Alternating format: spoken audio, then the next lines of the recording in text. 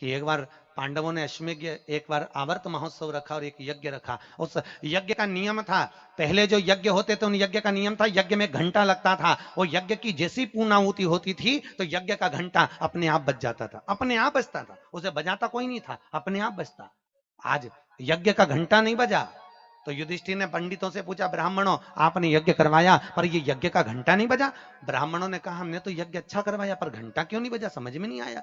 तब इतने में ब्राह्मणों में से एक ब्राह्मण यज्ञाचार्य ने कहा, मुझे लगता है यज्ञ दो तरह का होता है, एक यज्ञ जो अग्नि में सांकल्य दी जाती है तो अग्नि देवता प्रसन्न होते हैं, और दूसरा यज्ञ वो कि भंडारा किया जाए और लोगों के मुंह में भोजन दिया जाए, वो यज्ञ भी प्रबल होता है। महाराज हमको लगता है यहां दोनों यज्ञ हुए, एक यज्ञ आहुतियों का, एक यज्ञ भंडारे का।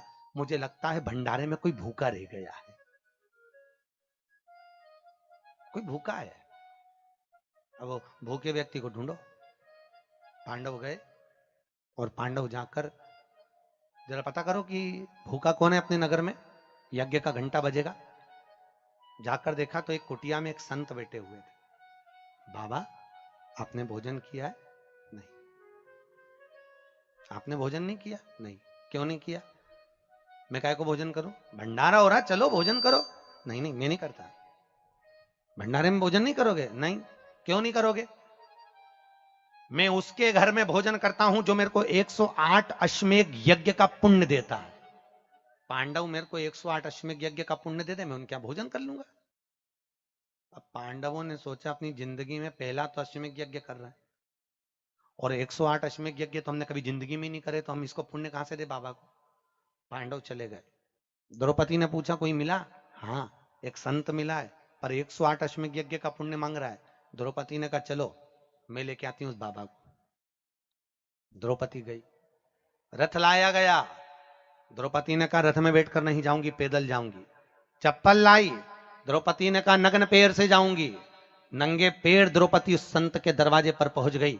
बाबा चलो हमारे यहाँ यज्ञ हुआ है, भंडारे का भोजन करना। बाबा कहते हैं द्रौपदी तुझे मालूम नहीं, मुझे 108 अश्वमेध यज्ञ का पुण्य दे दे, मैं तेरे यहाँ भोजन कर लूंगा। द्रौपदी ने कहा लो बाबा संकल्प छोड़ती हूं और 108 अश्वमेध यज्ञ का पुण्य तुमको देती हूं। संत ने कहा द्रौपदी तेरे पति ने तो कभी पूरे यज्ञ नहीं करे, तूने कब कर लिए? द्रौपदी बोली बाबा मैंने सुना है मेरे कृष्ण के मुख से, जब कोई व्यक्ति अपने घर से निकलकर किसी संत के दरवाजे पर, किसी कथा के पंडाल में, किसी मंदिर पर, किसी तीर्थ में पैदल पैदल जाता है, जितने कदम चलकर जाता है उतने अश्वमेध यज्ञ वो अपने जीवन के कर लेता है महाराज, उतने अश्वमेध यज्ञ वो अपने जीवन के करता है। और द्रौपदी ने कहा बाबा मैं तुम्हारे दरवाजे पर चलकर आई हूं, 18,000 कदम मैं चलकर तेरे दरवाजे पर पहुंची हूं, उसमें से 108 अश्वमेध यज्ञ तुमको देती हूं। संत उठकर खड़ा हो गया, द्रौपदी के यहां गया, भोजन करा तो यज्ञ का घंटा बज गया महाराज, यज्ञ का घंटा बजा।